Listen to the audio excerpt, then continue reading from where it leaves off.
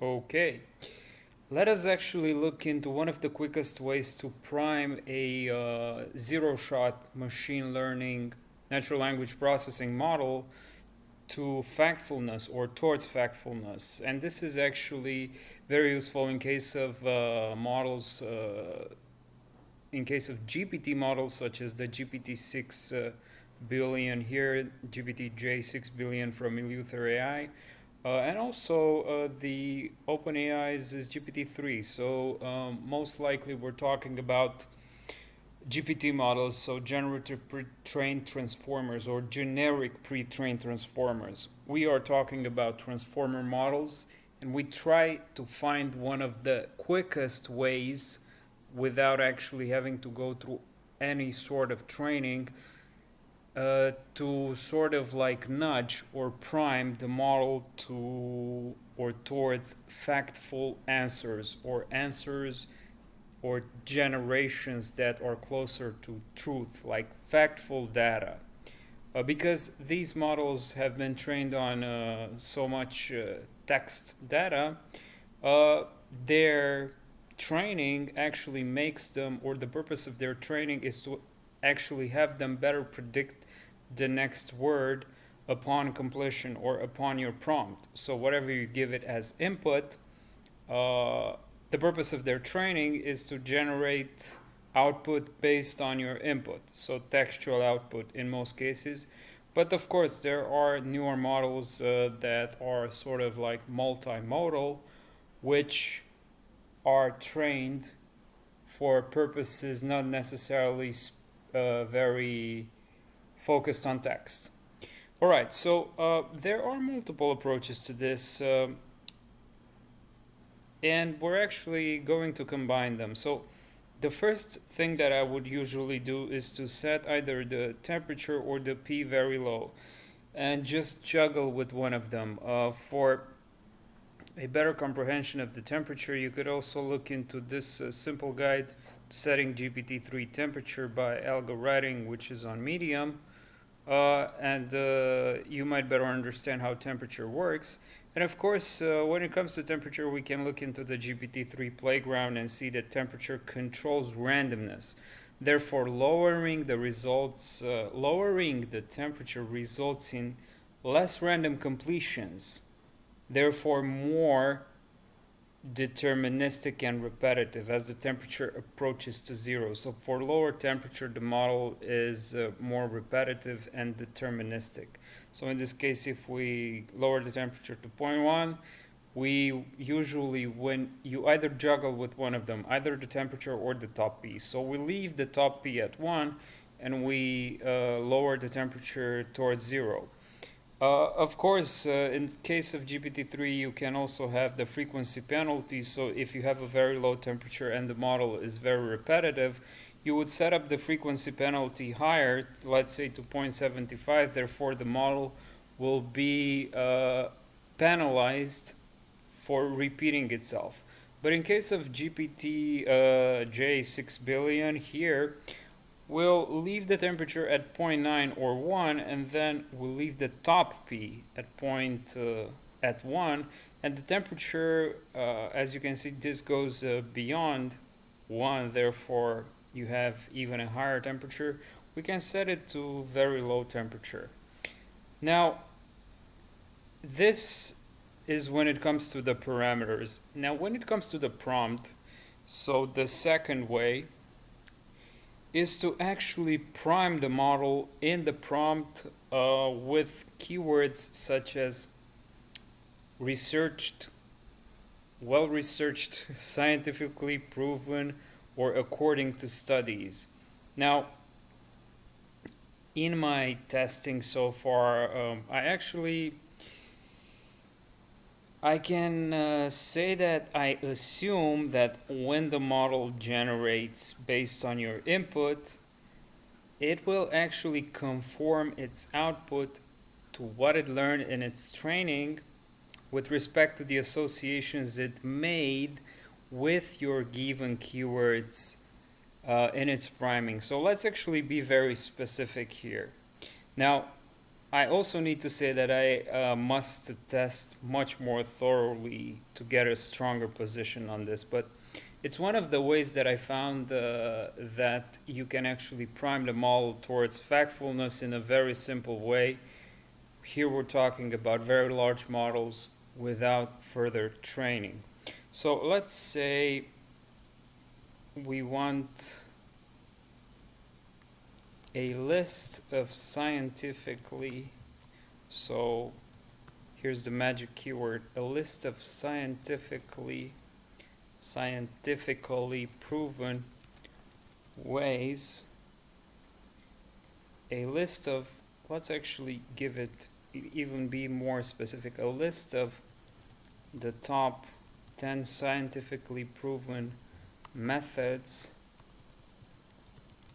for rapid weight loss. And then we're gonna say here number 1.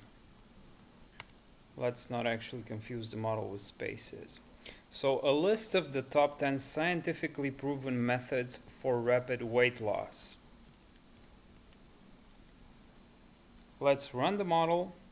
We can do the same thing here in GPT-3, and if we choose, let's say 200 words in length, temperature, let's try to be consistent, 008. Top P is 1, frequency penalty, here we can juggle with it, we leave it at 0.75. We leave the engine DaVinci, even though DaVinci Instruct Beta might do better with shorter prompts. And then if we submit this,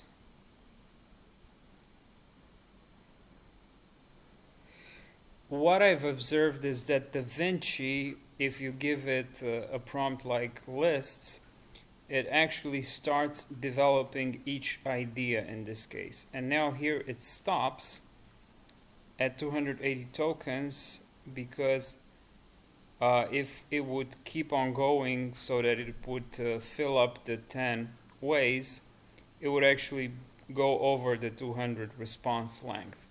So if we clear this out and also specify instruct beta, you might see like the list of top 10 without actual further explanations. So you'll see 1, 2, 3, 4, 5, exactly what I said. Practice. So in this case, instruct beta would go far better. Now, if we look over here,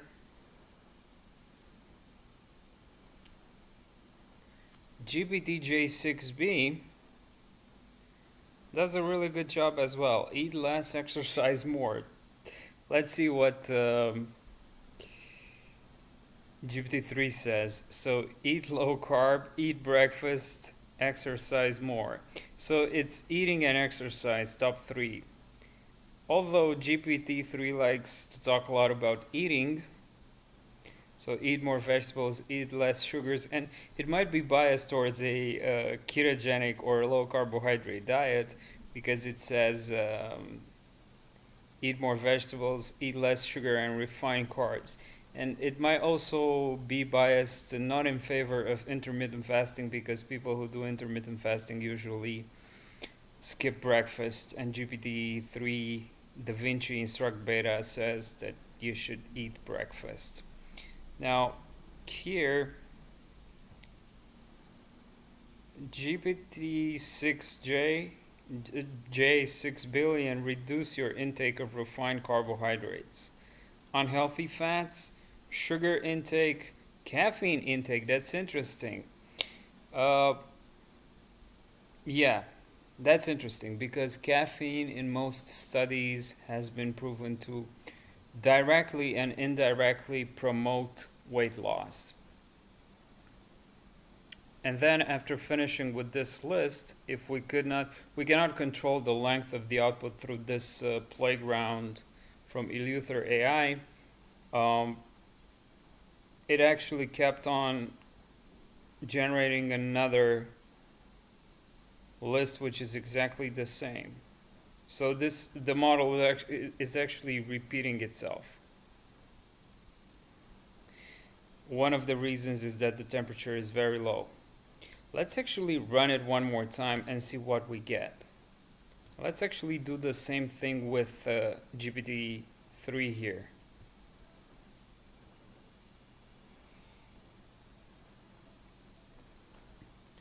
And we get sort of like the same thing. So as we set the temperature lower, as I've said, the model becomes more deterministic and repetitive. And in this case, we can see the same preference for low carbohydrates, higher protein, eating breakfast, exercising, and in this case, we have eat a low calorie diet. That's probably actually very miserable, as well as avoiding alcohol, even though alcohol is an abused substance. Small to moderate amounts of alcohol can be proven to be better than no alcohol at all. But anyways, looking over the GPT-J, we get probably the same response. Now think of it, the model generates the same response out of the billions of tokens it has been trained on. So it's quite fascinating how playing with the parameters can influence the output of the response. Makes me think of a lot of implications here. So you basically get the same response, which is actually a good thing, because if you think about it, if the model, in this case, it actually means that the model is more certain, sort of like, if you can put it that way, more quote unquote certain about the completions. So if you keep on running the model with the same parameters, you'll probably get the same response. But if we set the temperature to 0.9, we'll get a different response here, and this would be actually better for a case in which you actually need a creative model for non-factual data. In this case, maybe writing some sort of fiction or something that's different than hard facts. But of course, the big caveat here is that you should be careful when using these models for factfulness, because at this point it's very hard. And I would probably not rely or trust these models with the facts that they generate unless we get to a point in the future where they would actually provide some sort of referencing for the generations that they make. And talking about weight loss and sort of like health, fitness, diet, and stuff like that from natural language processing models, we can simply look into the Biomed Explorer, which is sort of like exactly what I was trying to say. So in this case, answers to biomedical questions. This is the response from Google to Factfulness, Biomed answering. So in this case, you could simply ask a question in natural language, and they would actually, the model would respond with highlighting scientific studies very pertinent to your question. So what are the top 10 ways to lose weight, right? Rapid weight loss. What are the top 10 ways to lose weight fast? In this case, we don't have to say scientifically proven. You can see some previous searches that I've did here. Clearance of dead tissues, neutrophils naturally, what regulates the Warburg effect, how to increase the clearance of dead tissue naturally. This is sort of like how to increase autophagy. So what are the top 10 ways to lose weight fast? And here, fasting for weight loss. How to lose weight to bias fast. This is not relevant to weight loss. What effect do attempts to lose weight have on the observed relationship between nutritional behavior?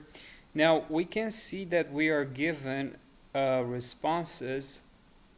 We are given a list of studies that are very pertinent to our question. In general, such interventions need to be, and as you can see, this is bolded, palatable and satiating, meet minimal nutritional requirements, promote loss of fat, and preserve lean body mass. So this would be one of the top 10 ways to lose weight fast. Is associated with a higher BMI among students not trying to change their weight, but this relationship, the direction of the relationship, I don't know, maybe this is not too relevant. We can see that smoking cigarettes as a method of weight control. I'll pass.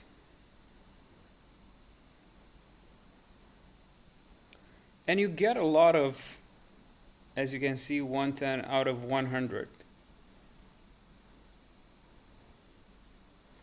And we have studies as new as